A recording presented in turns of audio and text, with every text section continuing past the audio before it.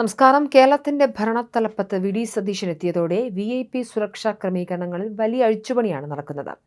താൻ യാത്ര ചെയ്യുമ്പോൾ പരമാവധി കുറഞ്ഞ എണ്ണം പോലീസുകാരെ മാത്രമേ ഡ്യൂട്ടിക്ക് നിയോഗിക്കാവൂ എന്നും വഴിയടച്ചുള്ള പ്രത്യേക സുരക്ഷാ സംവിധാനങ്ങളൊന്നും തനിക്ക് ഒരുക്കേണ്ടതില്ല എന്നും മുഖ്യമന്ത്രിയുടെ കർശന നിർദ്ദേശം തന്നെ നിലനിൽക്കുന്നുണ്ട്.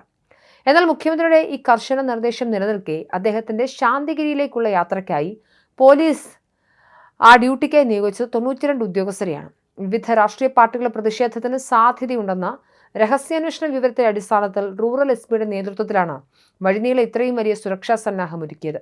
22 SIമാർ, 3 DYSPമാർ, മഫ്തിയിലുള്ള 50ഓളം ഉദ്യോഗസ്ഥർ എന്നിവരടങ്ങുന്നതായിരുന്നു ഈ ഭീമൻ സുരക്ഷാ വ്യൂഹം.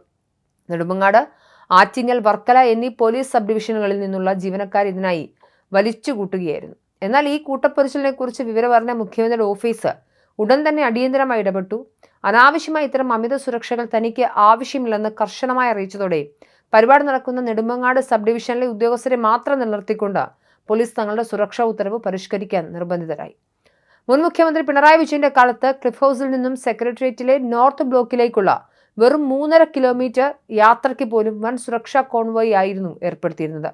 ഈ VIP യാത്രാ വാഹന വ്യൂഹം കടന്നു പോകുമ്പോൾ റോഡുകൾ മണിക്കൂറുകളോളം അടച്ചിടുന്നതും ഗതാഗത നിയന്ത്രണം ഏർപ്പെടുത്തുന്നതും സാധാരണ ജനങ്ങളെ കടുത്ത ദുരിതത്തിലാഴ്ത്തിയിരിക്കുകയാണ്.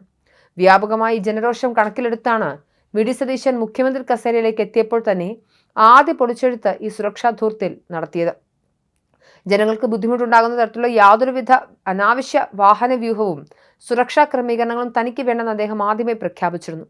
യാത്രകളുടെ മുന്നിലുള്ള പൈലറ്റ് വാഹനം മാത്രം മതി എന്നതായിരുന്നു മുഖ്യമന്ത്രിയുടെ ആഗ്രഹമെങ്കിലും VIP സുരക്ഷാ മാനദണ്ഡങ്ങൾ മുൻനിർത്തി ഒരു എസ്കോർട്ട് വാഹനം കൂടി ഏർപ്പെടുത്താൻ പോലീസ് നിർബന്ധിതരാവുകയായിരുന്നു.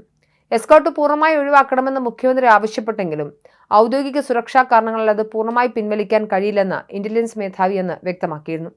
ഇതേ തുടർന്ന് ജനങ്ങളെ ഒട്ടും ബുദ്ധിമുട്ടിക്കാത്ത തരത്തിലുള്ള പുതിയൊരു സുരക്ഷാ പ്രോട്ടോകോൾ തയ്യാറാക്കാൻ ADGPക്കും എല്ലാ ജില്ലാ പോലീസ് മേധാവിമാർക്കും നിർദ്ദേശം നൽകിയിരുന്നു. ഇതനുസരിച്ച് പൈലറ്റ് വാഹനവും DYSPയുടെ വാഹനവും 2 എസ്കോർട്ട് കാറുകളും മാത്രമായിരിക്കും മുഖ്യമന്ത്രിയുടെ വാഹന വ്യൂഹത്തിൽ ഉണ്ടാവുകയെന്നും നിശ്ചയിക്കപ്പെട്ടു.